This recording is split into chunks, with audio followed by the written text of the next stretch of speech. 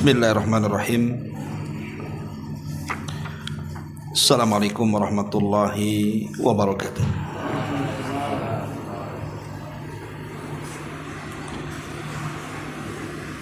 Alhamdulillah. Alhamdulillahi rabbil alamin. Wa bihi nasta'in wa ala umurid dunya waddin. Asyhadu an la ilaha illallah wahdahu rabbi la syarika lah wa asyhadu anna Muhammadan abduhu wa rasuluhu alladzi la nabiyya ba'dah, amma ba'du. Kita lanjutkan kajian kita, masih membahas fikih Asmaul Husna, dan kita masuk pada nama Allah Subhanahu wa taala Al-Kabir Al-Azim, yang maha besar lagi maha agung.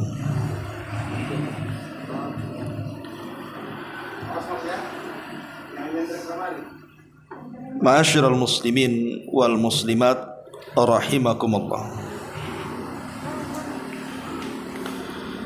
Bicara tentang dua nama Allah Subhanahu wa taala, Al-Kabir dan juga Al-Azim, bicara tentang nama Allah yang sangat mulia. Dan yang dimaksud Al-Kabir adalah Al-Azim, alladzi kulla syai'in duna. Jadi Al-Kabir adalah Al-Azim, sesuatu yang sangat agung, di mana segala sesuatu berada di bawahnya.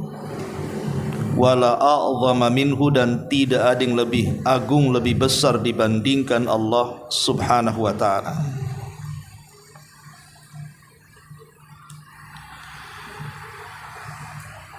Ma'asyiral muslimin wal muslimat rahimani wa rahimakumullah.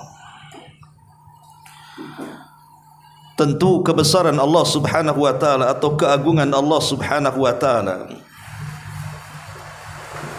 dapat dilihat di sekitar kita. Umpamanya kita lihat kebesaran antar makhluk satu dengan yang lainnya. Contoh umpamanya manusia, ketika dia terlahir dari perut ibunya, dari setetes mani kemudian membesar menjadi segumpal darah. Dari segumpal darah kemudian membesar menjadi segumpal daging. Kemudian jadilah janin di rahim ibunya. Kemudian keluar. Mulai dari masa anak-anak, kemudian menaiki masa remaja sampai dewasa, kemudian tua. Artinya manusia ini dari setetes mani sampai menjadi manusia berangsur dari kecil menjadi besar. Tetapi dibandingkan dengan langit yang ada di atas sana, tentu langit lebih besar dibandingkan manusia. Makanya Allah Subhanahu wa ta'ala mengatakan, a antum asyaddu khalqan amis sama banaha. Apakah engkau manusia lebih sulit penciptaannya dibandingkan langit yang telah dibangun Allah Subhanahu wa ta'ala? Artinya di atas kebesaran manusia ada yang lebih besar dibandingkan mereka, makhluk Allah yang lainnya. Bahwa langit jauh lebih besar dibandingkan kita makhluknya. Tentu yang menciptakan langit dan bumi jauh lebih besar dibandingkan makhluknya. Allahu Akbar. Allah lebih besar dibandingkan makhluknya. Itulah Al-Kabir Al-Azim. Jadi tanda-tanda di sekitar kita ini bisa kita jadikan patokan tentang keagungan dan kebesaran Allah Subhanahu wa ta'ala. Atau contoh yang lainnya tentang ilmu pengetahuan. Secerdas-cerdasnya manusia, tetap saja ilmu mereka terbatas. Sekalipun mereka sudah sampai kepada taraf profesor, kalau mungkin ada pangkat di atas itu, tetap ilmu manusia itu terbatas. Makanya Nabi Musa alaihi salatu wassalam ketika berada di perahu bersama Nabi Khadir alaihi wassalam, terjadi dialog di sini. Karena ketika itu ada seekor burung yang terbang kemudian meminum satu tegukan di air lautan. Kemudian burung itu hinggap di ujung perahu.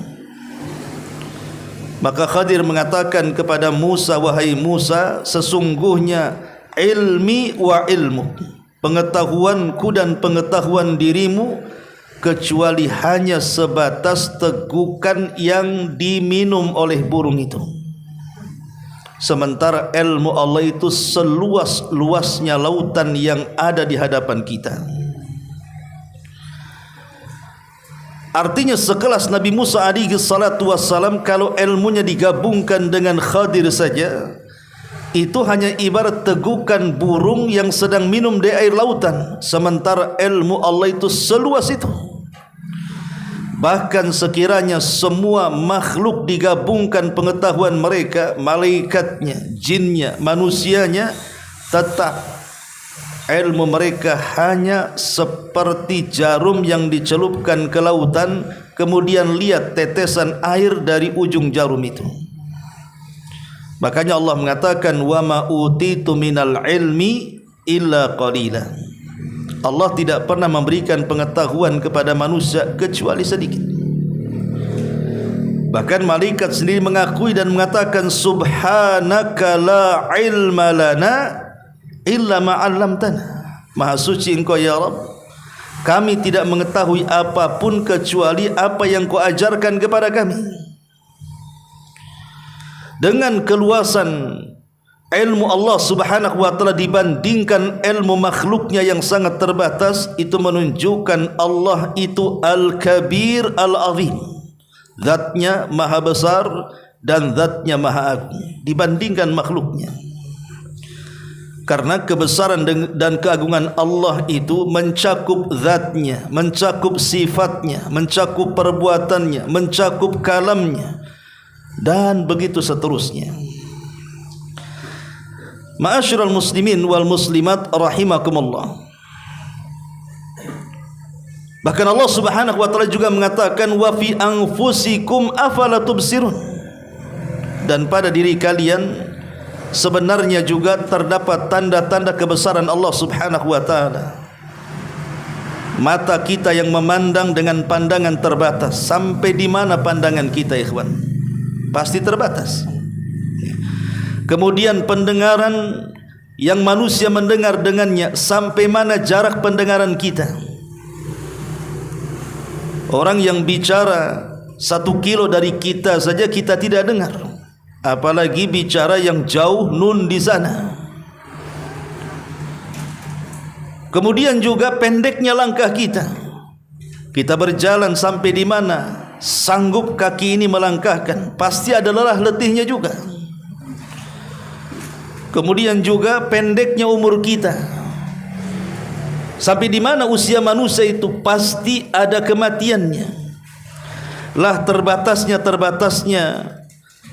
apa yang Allah anugerahkan kepada kita dari pandangan, penglihatan, bicara, langkah, bahkan sampai kepada usia, sebenarnya itu menunjukkan tentang kebesaran dan keagungan Allah subhanahu wa ta'ala, bahwa kita ini tidak bisa tegak berdiri sendiri, dan kita berhajat kepada zat yang maha besar lagi maha agung. Ma'asyiral muslimin yang dimuliakan Allah azza wa jalla, tentu lebih daripada itu hajatnya kita kepada rizki Allah, hajatnya kita kepada pengabulan doa-doa dan harapan kita kepada Allah subhanahu wa ta'ala. Itu semua sebenarnya menunjukkan tentang Allah itu Al-Kabir dan Al-Azim. Allah itu zat yang maha besar lagi maha agung. Di dalam Al-Quran surah An-Nisa ayat 131 Allah mengatakan walillahi ma fis samawati wa ma fil ardh, dan milik Allah lah apa yang ada di langit dan apa yang ada di bumi. Jadi semua itu ada di genggaman Allah Subhanahu wa taala. Bahkan pada hari kiamat, langit yang besar yang kita lihat di atas sana dengan lapisan-lapisannya, bumi yang terbentang yang kita anggap luas, itu seperti biji yang kita genggam. Itulah yang digambarkan dalam Al-Quranul Karim. Yauma natwis sama, hari di mana kami menggenggam langit, kemudian kami menggulungnya. Itu menunjukkan kebesaran Allah Subhanahu wa taala. Ma'asyiral muslimin wal muslimat rahimani wa rahimakumullah. Dari sini kita tahu bahwa siapa yang lebih besar, kita apakah Allah Subhanahu wa taala, maka kita katakan Allahu Akbar. Allah jauh lebih besar di antara makhluk-makhluknya. Dan kita tahu bahwa kebesaran Allah Subhanahu wa taala atau keagungan Allah Subhanahu wa taala itu tidak terhenti. Jadi keagungan Allah itu tidak terhenti, karena ada di antara makhluk-makhluk Allah Subhanahu wa taala yang mereka merasa besar, merasa agung dibandingkan yang lainnya.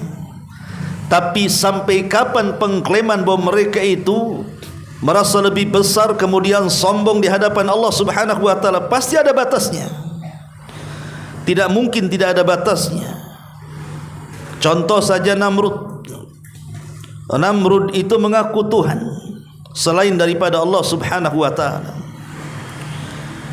Bahkan dia kemudian menganggap dirinya mampu menghidupkan dan mematikan di hadapan Nabi Ibrahim, dan dia mengatakan ana uhyi wa umit, saya bisa menghidupkan dan saya bisa mematikan. Tapi apa yang terjadi? Allah Subhanahu wa taala batasi kesombongannya dengan mengirim ba'udah.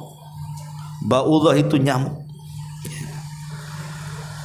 Nyamuk ini dikirim oleh Allah Subhanahu wa taala, kemudian masuk di telinga Namrud, kemudian bersarang entah berapa puluh tahun di kepalanya, sampai akhirnya kemudian setiap nyamuk itu kemudian menggigit otaknya, maka dia menyuruh pembantunya untuk memukulkan sandal di kepalanya, dan itu dilakukan setiap hari. Akhirnya Namrud pun gegar otaknya, kemudian meninggal gara-gara seekor nyamuk. Mana kebesaran Namrud? Mana kesombongan Namrud? Tidak ada lagi. Karena memang yang akbar itu hanya Allah. Yang berhak sombong itu hanya Allah. Makanya kenapa Nabi SAW mengatakan, ketika Allah Subhanahu wa taala berfirman dalam hadis qudsi, al-kibriya'u ridai, sombong itu adalah jubahku, wal azamatu izari, sementara keagungan adalah pakaianku. Faman naza'ani wahidan minhuma adkhaltuhu jahannam, maka siapa yang mencabut dariku salah satu dari keduanya, maka ku masukkan ia ke dalam jahannam. Karena memang Al-Kabir dan Al-Azim itu adalah nama Allah. Tidak boleh ada orang yang sombong, tidak boleh ada yang merasa besar di hadapan Allah Subhanahu wa taala. Kalau itu terjadi, maka Allah Subhanahu wa taala pasti akan menyiksanya, tidak di dunia, di akhirat. Lihat Firaun. Dia sombong di hadapan Nabi Musa dan rakyat Mesir dan mengatakan, "Alaisa li mulku Misra?" Bukankah Mesir itu di bawah telapak kakiku, kata Firaun. Bahkan seluruh sungai-sungai dan lautan juga berada di bawah kakiku. Dengan sombongnya dia mengatakan seperti itu. Kemudian dia membuat konspirasi dengan Haman, seolah-olah telah membunuh Tuhannya Musa, dan mengatakan kepada Haman, "Ya Haman ibni li sarha la'alli ablughul asbab asbabas samawati la fa'attali'u ila ilahi Musa fa inni la adhunnuhu kadhiba. Fir'aun mengatakan kepada Haman, wahai Haman, ibni li sarha, bangunkan kepadaku sebuah menara yang naik ke langit sampai kepada pintu-pintu langit. Fa'attali'u ila ilahi Musa, saya ingin tengok di mana Tuhannya Nabi Musa. Wa inni la adhunnuhu kadhiba, aku yakin dia berdusta. Maka kemudian Haman pun membuat menara. Kemudian dibuat sandiwara konspirasi dengan meletakkan potongan daging kemudian digantung di atas menara, kemudian ditombak oleh Fir'aun dari bawah, seolah-olah kemudian tombak itu menancap daging itu, kemudian dijatuhkan dan daging itu berlumuran darah. Kemudian Fir'aun mengatakan, lihat aku sudah membunuh Tuhannya Musa yang ada di atas. Sekarang tidak ada Tuhan yang lebih tinggi dibandingkan diriku. Maka dia mengatakan, ana rabbukumul a'la, saya Rabb kalian yang paling tinggi. Malakum ma'alimtu min ilahin ghairi, aku tidak tahu ada Tuhan selainku, kata Fir'aun. Lihat, ketika Fir'aun di atas kesombongannya mengambil kekhususan Allah, bahwa kesombongan adalah selendang Allah, bahwa keagungan adalah jubahnya Allah, apa yang terjadi? Allah kirimkan berbagai macam bencana kepada Fir'aun untuk melepaskan kesombongannya. Turun kutu di mana-mana, turun kodok di mana-mana, turun belalang di mana-mana, darah di mana-mana, badai ke mana-mana. Tetapi Fir'aun ini juga tidak juga kunjung sadar dari kesombongannya, sampai pada waktunya ketika dia berada di tengah-tengah lautan, Allah subhanahu wa ta'ala perintahkan lautan untuk menenggelamkannya. Baru sadar siapa dirinya, dia pun mengatakan, amantu bima amanat bihi Banu Israel, aku beriman dengan apa yang diimani Bani Israel. Tapi Allah mengatakan, al-an, sekarang wahai Fir'aun, engkau beriman? Ma'asyiral muslimin yang dimuliakan Allah subhanahu wa ta'ala, lihat, ketika seseorang kemudian merampas yang merupakan hak rububiyah Allah subhanahu wa ta'ala, maka Allah subhanahu wa ta'ala akan mengazab siapapun yang merampas kesombongannya, yang merampas keagungannya. Karena Al-Kabir dan Al-Azim itu adalah ismun min asma'illah, dia nama dari nama-nama yang merupakan kekhususan bagi Allah subhanahu wa ta'ala. Ma'asyiral muslimin yang dimuliakan Allah subhanahu wa ta'ala, siapa lagi yang seperti mereka berdua, Namrud dan Fir'aun? Dahulu di zaman Nabi SAW ada kerajaan namanya Persia, rajanya disebut Kisra. Ketika Nabi SAW memberikan surat kepada Raja Kisra ini, tiba-tiba surat itu kemudian dirobek. Maka Nabi SAW mendengar tentang robekan surat itu. Kemudian Nabi berdoa kepada Allah subhanahu wa ta'ala, sebagaimana dia telah merobek suratku, maka semoga Allah merobek kekuasaannya. Kisra marah dengan surat itu. Kemudian dia mengirim surat ke Yaman, karena ketika itu Yaman di bawah Persia, agar mengutus orang-orang kuat untuk menangkap Muhammad hidup dan mati. Maka diutuslah beberapa utusan dari Yaman datang menemui Nabi SAW. Setelah berjumpa, Nabi bertanya, siapa yang mengutus kalian? Maka mereka mengatakan, Rabbi, Tuhanku. Mereka menganggap Raja Kisra itu Tuhan mereka. Kemudian Rasul melihat mereka mencukur janggut mereka dan membiarkan kumis-kumis mereka. Kata Nabi SAW, apa yang kalian lakukan dengan janggut dan kumis kalian? Maka mereka mengatakan, Rabbku yang memerintahkan agar kami mencukur janggut dan membiarkan kumis. Maka Rasul mengatakan, bahkan Rabbku yang memerintahkan untuk sebaliknya, membiarkan janggut dan mencukur kumis. Kemudian Nabi SAW mengatakan tujuan mereka. Maka mereka mengatakan, kami diutus oleh Rabbku untuk membawamu. Maka Nabi SAW mengatakan, maukah kuhabarkan kepada kalian tentang Rabb yang dianggap Rabb oleh kalian? Maka mereka mengatakan, katakan wahai Muhammad, apa habarnya? Maka Nabi mengatakan, malam ini Rabbmu akan dibunuh oleh anaknya. Malam ini Rabbmu, Tuhanmu akan dibunuh oleh anaknya. Maka betul, kemudian malam itu terjadi pembunuhan di mana Raja Kisra dibunuh anaknya. Maka Rasul mengatakan, sementara Tuhanku lam yalid walam yulad walam yakul lahu kufuwan ahad. Akhirnya apa yang terjadi? Datang kabar kepada mereka bahwa Raja Kisra dibunuh anaknya, dan anaknya jauh lebih jahat dibandingkan ayahnya. Tapi kesombongan itu kemudian Allah bayar cash. Di masa Amirul Mukminin Umar bin Khattab radhiyallahu an, Umar mengirim pasukan dalam sebuah pertempuran yang disebut dengan Perang Qadisiyah. Apa yang terjadi? Umar meruntuhkan kerajaan Persia sampai ke akar-akarnya, dan tidak akan bangkit Persia sampai hari ini, bahkan sampai kiamat dibangkitkan. Walaupun Iran berusaha membangkitkan negara Persia ini dengan mengatasnamakan kecintaan mereka kepada ahli bait, maka mereka sesungguhnya sedang menipu. Karena kecintaan mereka kepada ahli bait itu justru tipu-tipuan belaka. Karena kalau seandainya mencintai ahli bait, tentu harus mencintai keluarganya juga, istri-istrinya juga, sahabat-sahabatnya juga. Tapi apa yang terjadi? Mereka melaknat Abu Bakar dan mengatakan taugut. Mereka melaknat Umar dan mengatakan taugut. Mereka melaknat Aisyah yang merupakan istri Rasul dan dikatakan pezina, dan begitu seterusnya. Persia tidak akan muncul sampai kiamat karena sudah merobek surat Nabi SAW.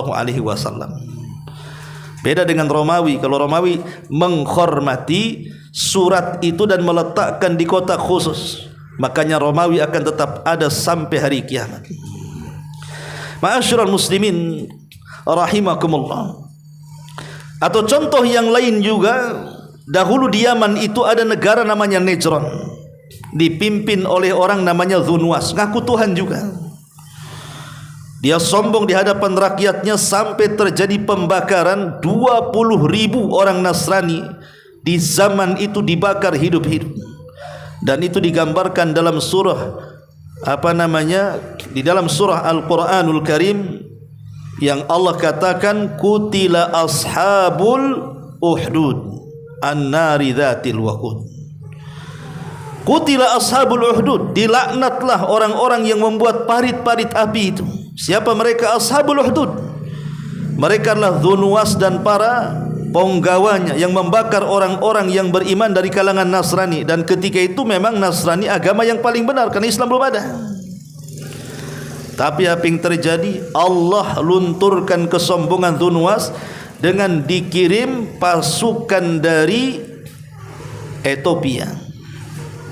Turunlah pasukan besar dipimpin Abrahatul Asram dan juga Riyadh, kemudian membunuh Dzunwas, raja yang zalim, yang sombong yang ada di Najran itu. Begitulah Allah Subhanahu wa taala tidak suka dengan orang-orang yang sombong, ikhwan. Tidak suka. Kaum Ad yang mereka mengatakan nahnu man asyaddu minna quwwah. Siapa yang lebih kuat di antara kami, kata kaum Ad. Mereka menyombongkan dengan badannya yang tinggi. Mereka menyombongkan dengan kotanya yang dipenuhi dengan emas. Bahkan mereka bisa membuat istana-istana dipahat dari bebatuan. Tidak ada kota dan orang seperti kaum Ad.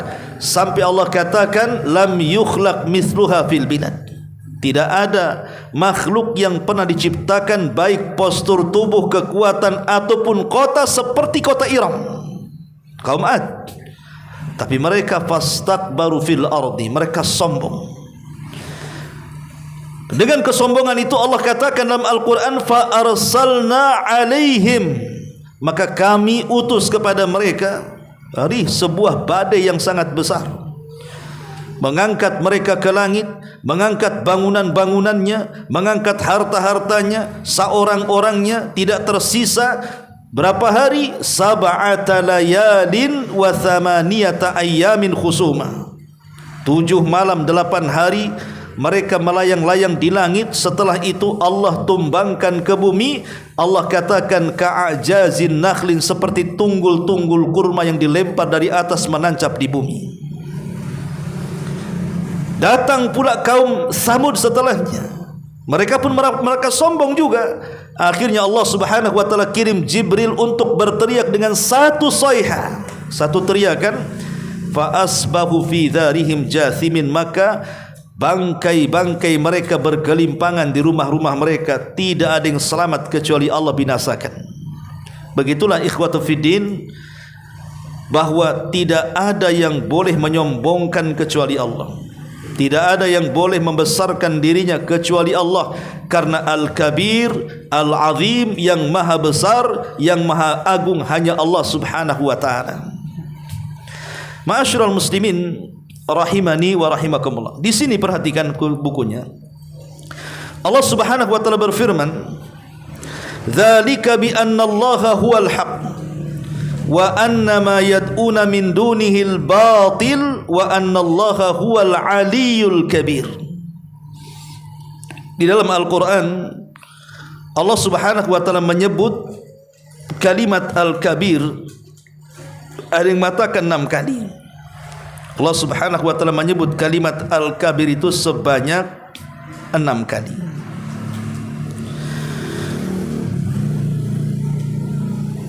Di antaranya surah Ar-Ra'd ayat 9. Kemudian di sini surah Luqman ayat 30. Kemudian surah Ghafir ayat 12.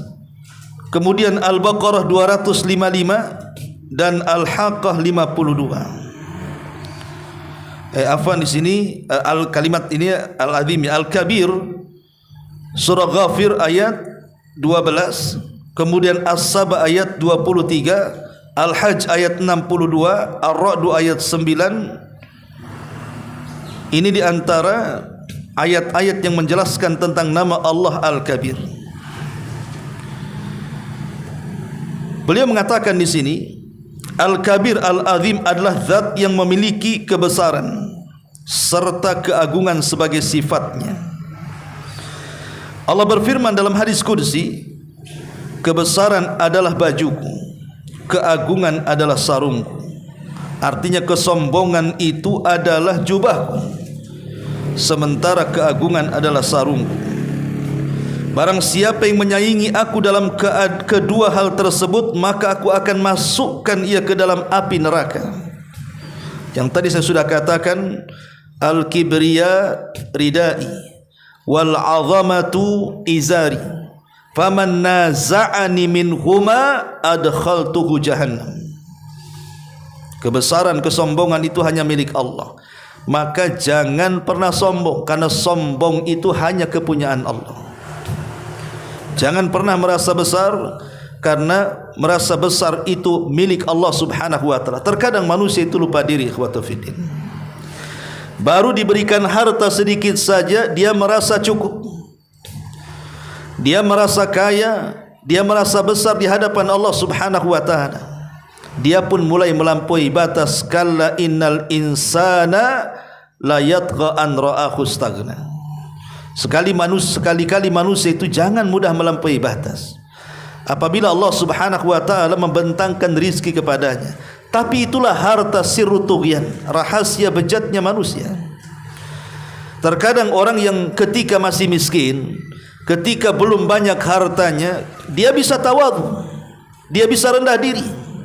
Dia tidak pernah membusungkan dadanya di hadapan manusia dan juga di hadapan Allah Subhanahu wa taala. Tapi ketika kemudian mulai dia diberikan kekayaan oleh Allah Subhanahu wa taala, maka mulailah dia menyombongkan dirinya. Makanya Allah mengatakan, wala tusa'ir khaddaka linnas wala tamshi fil ardi maraha. Janganlah kamu memalingkan mukamu dari manusia karena sombong, dan janganlah kamu berjalan di permukaan bumi ini dengan cara angkuh. Kenapa? Innallaha la yuhibbu kulla mukhtalin fakhur. Karena Allah Subhanahu wa taala tidak suka dengan orang yang sombong lagi suka membangga-banggakan dirinya. Karena kesombongan itu milik Allah, kebanggaan itu milik Allah. Kekayaan yang kita miliki terbatas. Sekaya apapun kita, ada yang lebih kaya lagi di sana. Bahkan yang di sana kaya pun ada yang lebih kaya lagi di sana. Bahwa langit itu di atasnya pasti ada langit. Lalu apa yang disombongkan? Tidak boleh menyombongkan dengan kekayaan. Atau terkadang ketika orang diberikan jabatan saja, baru menjabat, terkadang jabatan itu melalaikan dirinya, akhirnya menyombongkan dengan jabatannya kan. Dia menindas orang-orang yang di bawahnya. Terkadang dia menyikut sebelah kiri kanannya, menginjak atas dan menyundul atasnya, dan begitu seterusnya. Ini terjadi di antara manusia itu. Coba sebelum dia dipilih, contoh sajalah anggota dewan. Ketika dia belum dipilih, datang ke antum kayak orang ngemis. Ngemis suara. Tolong pilih aku. Terkadang saking ngemisnya sampai bagi-bagikan sembako tuh. Sampai ada serangan, bukan serangan fajar saja, serangan duha, serangan siang, serangan malam, diserang semuanya. Ya. Belum jadi itu. Kalau sudah jadi, jangankan kita, Allah aja dilupakan dia. Itu baru dikasih jabatan tuh. Ya. Kadang-kadang seperti itu. Kemudian datang pula kabar dia akan dipecat atau akan dipindah dari tempat basah ke tempat kering, demamnya 1 bulan. Lah ini kan ujian dari Allah Subhanahu wa taala. Terkadang orang itu tidak tahu diri ketika dia susah, kemudian senang ketika belum menjabat, ketika dia menjabat sama-sama kemudian melupakan dirinya. Padahal kalau dia bersyukur kepada Allah Subhanahu wa taala, la in syakartum la azidannakum wa la in kafartum inna adzabi lasyadid. Ma'asyiral muslimin yang dimuliakan Allah Azza wa Jalla. Kemudian beliau mengatakan di sini, makna kebesaran dan keagungan itu 2 macam. Kata beliau, makna keagungan dan kebesaran itu ada 2 macam. Maknanya kembali kepada sifatnya, dan bahwasanya semua makna keagungan dan kebesaran seperti kekuatan, kemuliaan, kesempurnaan kekuatan, keluasan ilmu, kesempurnaan pujian dan selainnya dari sifat-sifat keagungan dan kebesaran, itu semua menunjukkan bahwa Allah itu Al-Kabir Al-Azim. Di antara keagungannya adalah keberadaan langit dan bumi yang di tangan Allah seperti sebiji sawi yang ada di tangan salah seorang di antara kalian. Perhatikan firman Allah ini menunjukkan bagaimana Allah itu Al-Kabir Al-Azim. Allah mengatakan, wa ma qadarullaha haqqa qadri. Dan mereka tidak pernah mengagungkan Allah dengan sebenar-benar pengagungan. Wal ardu jami'an qabdhatuhu yaumal qiyamah was samawat matwiyatun biyamini subhanahu wa ta'ala amma yusyrikun. Padahal bumi seluruhnya dalam genggamannya pada hari kiamat, dan juga langit digulung dengan tangan kanannya. Maha suci dia, dan Allah maha tinggi dia dari apa yang mereka persekutukan. Lihat bagaimana kebesaran Allah Subhanahu wa ta'ala nanti pada hari kiamat, ketika Allah Subhanahu wa ta'ala kemudian memusnahkan seluruh makhluk-makhluk yang berakal. Allah wafatkan para malaikat, Allah binasakan kalangan jin, Allah matikan seluruh manusia. Kemudian Allah Subhanahu wa ta'ala hancurkan alam semesta selama 40, bisa 40 hari, bisa 40 bulan, bisa 40 tahun, wallahu a'lam. Abu Hurairah radhiyallahu anhu hanya menyebutkan di angka 40, dan ketika ditanya maksud 40, dia mengatakan fa'abaitu, aku enggan menjawabnya. Lah di hari kehancuran itulah, dengan segala kesombongan Allah Subhanahu wa ta'ala, dan Allah berhak untuk sombong, dengan segala keagungan Allah, dan Allah berhak untuk mengagungkan dirinya, membanggakan dirinya, Allah pun mengatakan limanil mulkul yaum, untuk siapa, milik siapa kekuasaan ini, milik siapa kerajaan ini. Tidak ada yang menjawab, karena tidak ada makhluk kecuali dibinasakan. Kullu man 'alaiha fan, semua makhluk dibinasakan. Maka Allah Subhanahu wa ta'ala menjawab pertanyaan dirinya sendiri dan mengatakan lillahil wahidil qahhar, bahwa ini semua adalah milik Zat yang Maha Esa dan Maha mampu melakukan segalanya. Maka ketika itulah Allah menggulung langit seperti menggulung kertas, dan Allah letakkan bumi di genggamannya. Siapa yang lebih besar dibandingkan Allah Subhanahu wa ta'ala? Jangankan itu, antum naik pesawat, nampaklah kota Batam ini besar kalau kita keliling menggunakan sepeda motor atau mobil itu. Ketika kita naik beberapa ketinggian dari arah laut pesawat itu, mulailah nampak bandara itu kecil. Naik lagi pesawat makin kecil lagi. Naik lagi ke atas makin tak nampak pula itu Pulau Batam tu. Makin kecil kalau dilihat dari atas kan. Kalau pulaunya tidak kelihatan, macam mana pula kita di situ? Mau nampak batang hidung kita, pulaunya saja enggak kelihatan. Ya. Makanya Nabi SAW ketika mempermisalkan bumi, besarnya bumi dengan besarnya langit itu, kata Nabi SAW, kalau engkau ingin tahu besaran langit dibandingkan besaran bumi, datanglah kau ke padang pasir, ambil cincin yang ada di tanganmu, letakkan di tengah padang pasir. Maka cincin itu buminya, padang pasir itu langitnya, kata Allah, kata Nabi SAW. Tapi kalau kalian ingin tahu berapa besarnya kursi Allah Subhanahu wa ta'ala dibandingkan langit dan bumi, lakukan hal yang sama. Datang ke padang pasir, letakkan cincin di tengah-tengahnya, maka cincin itu langit dan bumi, dan kursi Allah itu adalah padang pasir yang tidak bertepi. Di situlah Allah katakan wasi'at kursiyuhus samawati wal ar, bahwa kursinya Allah itu meliputi langit dan bumi. Macam mana dengan arsy Allah Subhanahu wa ta'ala?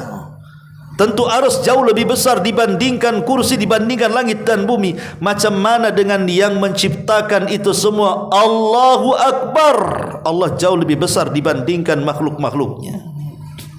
Ini makna yang pertama. Makna yang kedua, kata beliau, yaitu tidak ada yang berhak untuk diagungkan, untuk dibesarkan, untuk dimuliakan, untuk dipuji kecuali Allah.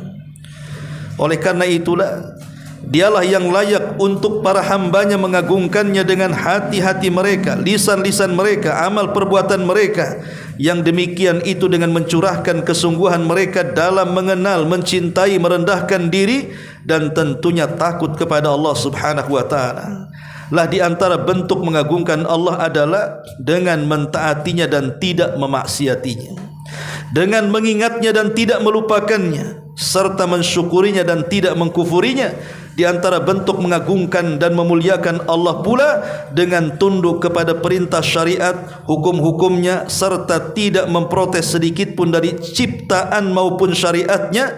Dan di antara bentuk pengagungan Allah adalah dengan mengagungkan yang diagungkan olehnya, yang dimuliakan olehnya, baik itu waktu, tempat, seseorang atau amal perbuatan. Inti ibadah adalah pengagungan Allah yang maha menciptakan dan maha memuliakan.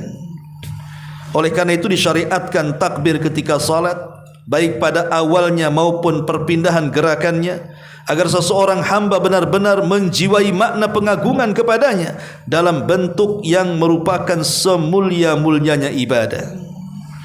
Ma'asyiral muslimin yang dimuliakan Allah Subhanahu wa ta'ala, makna yang kedua ini menjelaskan tentang pengaruh. Kalau kita sudah tahu bahwa tidak ada yang lebih akbar, lebih besar, tidak ada yang lebih agung dibandingkan Allah Subhanahu wa ta'ala, lalu apa pengaruhnya? Pengaruh pada diri kita itu, kita sudah tahu tidak ada yang lebih besar dibandingkan Allah, tidak ada yang lebih agung dibandingkan Allah. Lalu apa pengaruhnya? Pengaruh kepada kita itu apa? Karena kita mempelajari nama-nama Allah Subhanahu wa ta'ala itu bukan hanya sekedar menghafal 99 nama kemudian dinyanyikan seperti yang kita dengar di masjid-masjid. Ada orang yang menyanyikan Asmaul Husna kan begitu, tapi ketika ditanya maknanya tidak paham, sampai kepada apakah sudah mentadaburinya pun tidak paham. Padahal Nabi SAW mengatakan maksudnya faman ahsaha dakhalal jannah, siapa yang menghafal dia masuk surga. Bukan hanya sekedar menghafal, kalimat ahsa itu artinya juga memahami dan mengamalkan. Yang pertama, tentu ketika kita tahu bahwa Allah Subhanahu wa taala itu zat yang maha agung, maha besar, maka tumbuh kebalikan daripada nama Allah Subhanahu wa taala. Apa itu? Tertanam sifat tawadhu. Ya. Kalau Allah sombong, jangan pula ikut sombong. Kalau Allah merasa bangga dan besar, jangan pula ikut merasa bangga dan besar. Tapi bermuamalahlah dengan nama-nama Allah yang sifatnya jalalah, yang sifatnya agung itu dengan kebalikannya. Kalau Allah sombong, kita rendah diri. Kalau Allah khaliq, kita makhluk. Kalau Allah Rabb, kita marbub. Dan begitu seterusnya. Maka tertanam pada hati kita sifat tawadhu. Manusia yang paling mulia di permukaan bumi adalah Nabi SAW. Tidak ada manusia yang lebih mulia dibandingkan Nabi SAW. Dan kalau memang dia ingin membanggakan dirinya, dibandingkan Fir'aun lebih berhak, dibandingkan Namrud lebih berhak, dibandingkan raja-raja dunia lebih berhak. Tapi Nabi SAW tidak pernah menyombongkan dirinya. Dia tetap tawadhu, dia tetap rendah diri. Bahkan ketika Allah Subhanahu wa taala memilih kepada Nabi SAW untuk hidup dengan bergelimang harta dunia, ataukah memilih kematiannya dan kembali kepada Allah Subhanahu wa taala, Rasul memilih meninggal kembali kepada Allah dibandingkan diberikan dunia dan isinya. Karena kita tahu ma indallahi baqin, apa yang di sisi Allah itu pasti tetap. Wa ma indakum yanfudu, tapi apa yang di sisi kita pasti hilang. Itulah kerendahan Nabi SAW. Sampai satu hari Umar itu masuk menemui Nabi SAW karena mendapatkan kabar bahwa Nabi menceraikan istri-istrinya karena sebuah kes rumah tangga. Maka Nabi sampai kemudian tidur di sebelah kandang kuda. Dia tidak mau pulang ke rumah istri-istrinya karena merasa istri-istrinya sudah menyakiti dirinya. Maka tersiarlah Rasul itu menceraikan istri-istrinya. Maka sebagai mertua Umar bin Khattab takut kalau salah satu yang diceraikan Nabi adalah putrinya Hafsah. Maka dia datang menemui Nabi SAW. Ketika itu Rasul mengizinkan masuk. Umar pun menangis karena Rasul sedang berbaring dan pelepah kurma menjadi lantainya. Otomatis kemudian garis-garis di pundak dari pelepah kurma itu kemudian nampak di punggung Nabi SAW. Maka Umar mengatakan, ya Rasulullah, lihat orang-orang Persia dan rajanya itu, bagaimana mereka diagungkan di istana. Lihat Romawi dan rajanya, betapa agungnya mereka di istana, dimuliakan dan diagungkan. Lihat kemudian Raja Mesir Muqawqus, lihat pula Raja Ethiopia dan begitu seterusnya. Sementara engkau berhak daripada mereka. Umar menangis, harusnya engkau seperti mereka. Tapi Nabi SAW mengatakan, wahai Umar, redhakah engkau bahwa itu semua kita dapatkan di dunia dan tidak didapatkan di akhirat? Tentu tidak. Tujuan kita akhirat bukan dunia. Begitulah tawadhunya Nabi SAW sehingga sifat ini berakar dan berurat kepada Umar. Saat kemudian Persia jatuh ke tangan kaum muslimin, kemudian Abu Ubaidah Ibnul Jarrah meminta Umar mengambil kunci daripada Baitul Maqdis. Umar menggunakan pakaian jubah yang dipakai berjalan dari Madinah sampai ke Palestina, tidak berganti pakaian dan sudah robek. Kemudian Abu Ubaidah mengatakan, ya Amirul Mukminin, sebaiknya kau ganti pakaian supaya kau menambah aura kegagahanmu, aura karismatikmu, karena engkau akan mengambil kunci dari Baitul Maqdis. Maka Umar radhiyallahu mengatakan kepada Abu Ubaidah, ya Abu Ubaidah, innallaha a'azzana bil Islam, wa man ibtagha al-izzata bighairi ma a'azzana Allah adzallana Allah. Wahai Abu Ubaidah, Allah sudah memuliakan kita dengan Islam loh, bukan dengan pakaian. Allah memuliakan kita dengan Islam, bukan dengan kendaraan. Allah memuliakan kita dengan Islam, bukan dengan rumah yang megah. Maka Umar bin Khattab mengatakan, siapapun yang mencari kemuliaan di luar dari kemuliaan Allah, Allah hinakan dia. Pasti Allah hinakan dia. lihat tawadhunya Amirul Mukminin Umar bin Khattab, itu semua pendidikan Nabi SAW, karena mereka tahu siapa yang berhak menyombongkan dirinya hanyalah satu-satunya zat Allah Subhanahu wa taala. Yang kedua, di antara asar keimanannya adalah tertanam al-khaufu minallah. Kalau Allah itu akbar dan yang lainnya kecil, kalau Allah itu agung dan yang lainnya rendah, maka harusnya tertanam pada hati kita ketakutan yang besar kepada Allah Subhanahu wa taala. Karena tidak ada yang lebih kuat dibandingkan Allah. Tidak ada yang lebih luas pengetahuannya dibandingkan Allah. Tidak ada kekayaan meliputi kekayaan Allah Subhanahu wa taala. Allah berhak mencabut kekayaan siapapun. Allah berhak menghukum siapapun. Allah berhak kemudian menimpakan bencana apapun. Karena Allah akbar dari semuanya. Maka ketika kita berfikir ke sana, disitulah timbul al-khauf minallah. Tanamkan perasaan takut kepada Allah Subhanahu wa taala. Kemudian yang ketiga, al-yaqin. Timbul perasaan yakin. Timbul perasaan yakin bi annahu ma min mutakabbirin wa taghiyatin illa wa sayaqsimuhu Allah azza wa jalla fid dunya wal akhirah. Kita harus yakin siapapun yang sombong di hadapan Allah, siapapun yang menjadi orang yang paling congkak dan angkuh di hadapan Allah Subhanahu wa taala, pasti Allah akan menggerus mereka. Pasti Allah akan mengazab mereka, tidak di dunia dan akhirat. Kaum Ad yang sudah saya ceritakan, kaum Tsamud yang sudah saya ceritakan, kaum Lut dan kaum-kaum sebelumnya diceritakan dalam Al-Quran, kemana mereka? Kita tambah yakin dengan kebesaran Allah Subhanahu wa ta'ala.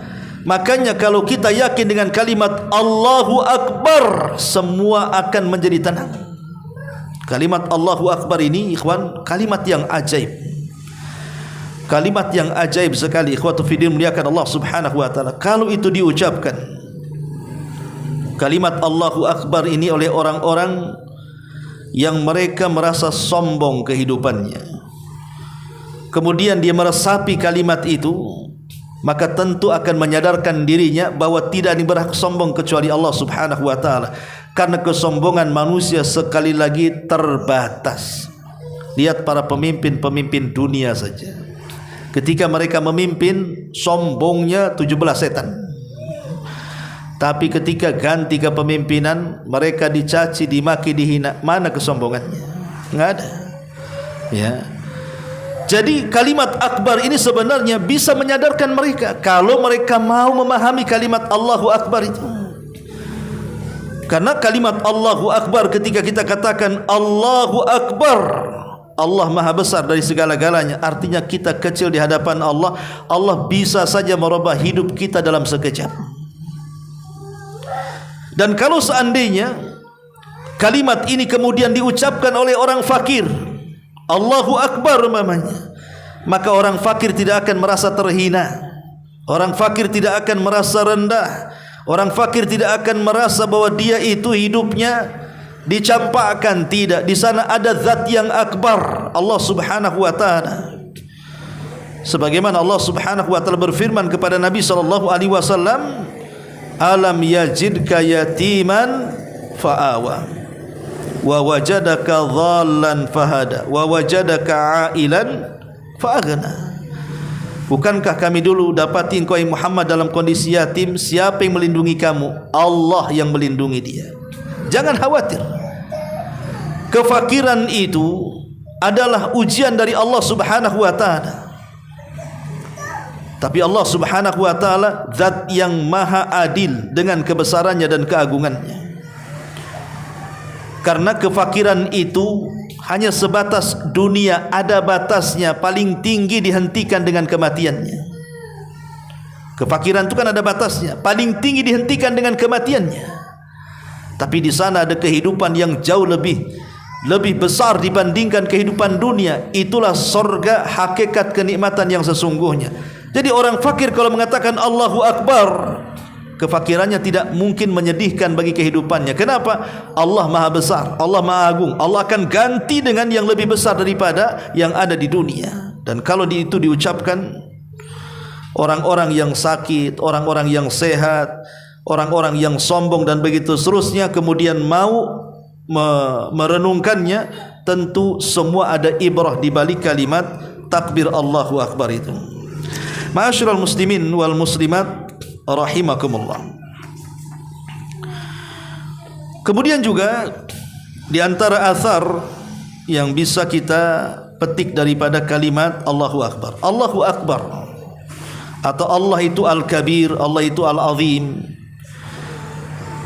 Kebesaran Allah Subhanahu wa taala, kalimat kebesaran takbir atau ta'zim itu sebenarnya fitrah yang Allah fitrahkan kepada kita. Itu adalah fitrah yang Allah fitrahkan kepada kita. Ada sebuah hadis yang dikeluarkan Imam Muslim dari Anas bin Malik radhiyallahu anhu. Kana Nabi sallallahu alaihi wasallam yughiru idza tala al-fajr. Rasul itu kalau menyerang musuh, maka Nabi sallallahu alaihi wasallam akan menyerang di waktu terbit fajar setelah subuh. Rasul tidak pernah menyerang selain waktu ini. Rasul tidak pernah menyerang musuh itu pagi-pagi, duha, siang, sore, malam, tidak. Rasul kalau sudah mempersiapkan pasukan hendak menyerang sebuah negeri, maka Rasul akan menunggu terbitnya fajar, kemudian subuh, sambil mendengar di negeri itu ada suara adzan atau tidak. Makanya kata Nabi, kata Anas bin Malik radhiyallahu an, kana yastami'ul adzan, maka dia akan mendengarkan adzan. Fa in sami'a adzanan, kalau seandainya Rasul mendengar adzan, amsak, maka Rasul tidak jadi menyerangnya. Kenapa? Berarti itu negeri Islam. Wa illa aghara, maka Rasul akan menyerbunya. Fasami'a rajulan yaqulu Allahu Akbar, Allahu Akbar. Maka tiba-tiba ketika Rasul hendak menyerang, adalah di daerah yang akan diserang itu orang yang sedang azan, Allahu Akbar, Allahu Akbar. Maka Rasul SAW dikatakan alal fitrah, alal fitrah, dia berada di atas fitrah. Dari sini kita tahu bahwa kalimat takbir yang merupakan kalimat dari keyakinan kita, dari nama-nama Allah Al-Kabir atau Al-Azim, itu adalah sebenarnya fitrah yang dianugerahkan Allah kepada kita. Fitrah kita mengakui bahwa keagungan itu hanya milik Allah Subhanahu wa taala. Orang yang sombong itu hakikatnya menyalahi fitrahnya. Orang yang congkak itu hakikatnya dia menyalahi fitrah dalam hatinya. Dan kalimat takbir ini juga adalah kalimat yang khairun minad dunya wa ma fiha, itu lebih baik dibandingkan dunia dan isinya. Umar bin Khattab radhiyallahu anhu mengatakan Allahu Akbar khairun minad dunya wa ma fiha. Kalimat Allahu Akbar itu lebih baik dibandingkan dunia dan isinya. Bahkan kalimat ini bisa meruntuhkan kesombongan musuh-musuhnya. Ingat, negara kita pernah dijajah juga kan. Kita pernah mendengar ucapan dari para pahlawan kita. Contoh saja Bung Tomo lah, itu kan terkenal kisahnya. Beliau mengatakan, aku ketika memerangi musuh ini hanya dengan menggerakkan mereka dengan kalimat takbir, dan aku tidak tahu kalimat mana lagi yang bisa aku membangkitkan semangat kemerdekaan kecuali dengan kalimat itu. Itu kan kalimat itu Allahu Akbar. Itulah yang menyemangati kemudian para pejuang kita untuk melawan Belanda di zaman itu. Dan nanti di akhir zaman ada satu kota yang separuhnya di daratan, separuhnya di lautan, bisa diruntuhkan dengan kalimat takbir. Kata Nabi SAW, nanti di akhir zaman ada sebuah kota separuhnya di daratan, separuhnya di lautan, dan itu runtuh dengan kalimat Allahu Akbar tanpa ada pertumpahan darah di dalamnya. Lihat bagaimana agungnya kalimat takbir Allahu Akbar, ya. Ma'asyiral muslimin yang dimuliakan Allah Subhanahu wa taala. Tapi anehnya di zaman sekarang kalimat ini kadang-kadang digunakan untuk saling menghantam antar kaum muslimin. Ada dua orang yang demo nih, yang satu memperjuangkan A, yang satu memperjuangkan B, bentrok, dua-duanya takbir pula Allahu Akbar, yang satunya Allahu Akbar. Ini gimana ini? Masa sama-sama takbir sesama kaum muslimin, ya. Ma'asyiral muslimin yang dimuliakan Allah Subhanahu wa taala, intinya bahwa kalimat al-kabir, al-azim adalah kalimat yang sangat agung sekali, dan itu di antara nama-nama Allah Subhanahu wa taala yang sangat dicintai Allah. Jadi kalau kita menyebut kalimat al-kabir ataupun al-azim, maka itu kalimat yang sangat dicintai Allah Subhanahu wa taala kalau kita gunakan untuk berzikir dengan kalimat itu. Makanya kenapa kalimat Allahu Akbar itu digunakan dalam salat. Allahu Akbar. Kemudian setelah salat di situ ada zikir, diulang lagi Allahu Akbar. Kemudian ketika kita menyembelih dalam kurban, kita katakan Allahu Akbar, Bismillah, Allahumma hadza minka wa laka. Kemudian ketika kita tawaf, maka kita menghadap Hajar Aswad dan mengatakan Bismillahi Allahu Akbar. Kemudian ketika kita melihat hilal masuknya Ramadan, kita mulai Allahu Akbar. Kemudian kita berdoa Allahumma ahillahu alaina bil amni wal iman, dan begitu seterusnya. Kemudian juga Allahu Akbar juga digunakan sebagai syiar ketika masuk Id, baik Idul Fitri ataupun Idul Adha. Walitukmilul iddata walitukabbirullaha ala ma hadakum. Sebagaimana Allah Subhanahu wa taala mengatakan walitukabbirullaha ala ma hadakum, hendaklah kalian mencukupkan bilangan dan mengagungkan, artinya membesarkan Allah Subhanahu wa taala. Bahkan di Idul Adha itu ditambah dengan hari-hari tasyrik lagi. Takbir muqayyad artinya dilakukan setelah salat wajib, ya. Dan kalimat-kalimat takbir banyak apabila kita sedang naik dalam perjalanan menanjak, kita katakan Allahu Akbar. Ketika menurun subhanallah, kan begitu, ya, syariatnya. Dan banyak sekali tempat-tempat yang kita disunnahkan untuk bertakbir. Wallahu a'lam bishawab. Ini di antara penjelasan tentang nama Allah Subhanahu wa taala, Al-Kabir, Al-Azim. Sisanya antum baca sendiri, tapi khulasahnya sudah saya jelaskan, insyaallah kalau antum baca akan paham. Baik, sampai di sini mudah-mudahan ada manfaatnya. Kita tutup dengan doa kafaratul majlis. Subhanakallahumma bihamdika asyhadu an la ilaha illa anta astaghfiruka wa atubu ilaik. Allahu taala alam. Assalamualaikum warahmatullahi wabarakatuh.